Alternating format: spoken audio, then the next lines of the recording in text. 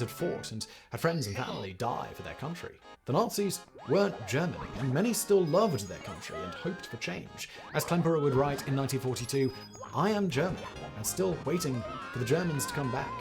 They've gone to ground somewhere." Although ultimately he did despair, "No one can take my Germanness away from me, but my nationalism and patriotism are gone forever."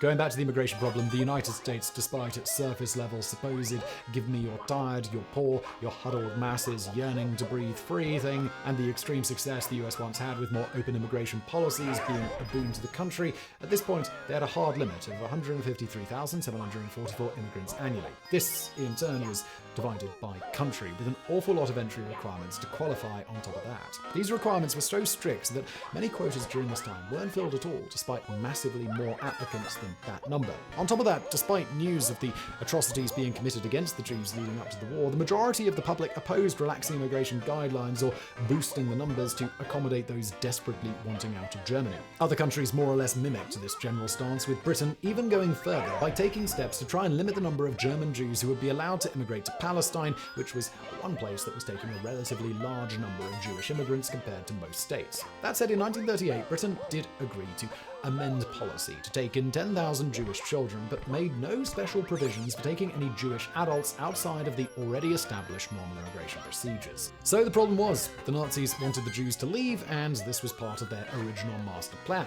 Further, as a result of Nazi actions and new laws, many Jews desperately wanted to leave, but most couldn't, because they had nowhere to go. That said, even if genocide wasn't maybe the original plan, it wasn't as if the idea of mass murder wasn't occasionally being proposed, even quite publicly, by the Nazis in power. Perhaps most pertinent to the topic at hand, in a speech in January of 1939, Hitler even went so far as to predict it.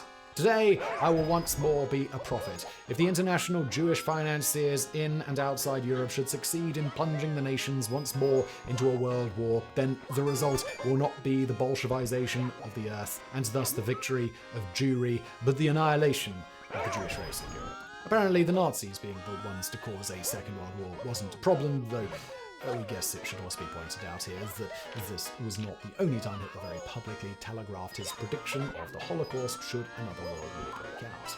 Of course, even with all of the propaganda and anti-Semitism, hating a cultural race or the like is one thing, but getting people to go along with mass murder of them, including children, is quite another. Let alone getting the German public to go along with the idea of another major war so soon after a devastating one like World War I, which again saw over 2 million Germans dead, among an awful lot of other horribleness during and in the aftermath. Needless to say, the Nazis had a lot of creative storytelling to do. As such, first the Nazis did their utmost to convince everyone that the German brass were all about peace, but also made it clear they had a responsibility to protect Germans and thus needed to take up arms in order to protect the peace. As things progressed, they further pushed hard for the fact that they needed to defend against supposedly aggressive Poland, who were, according to them, mistreating ethnic Germans in that country. And not only that, they stated Poland was being extremely aggressive against Germany itself, flagrantly attacking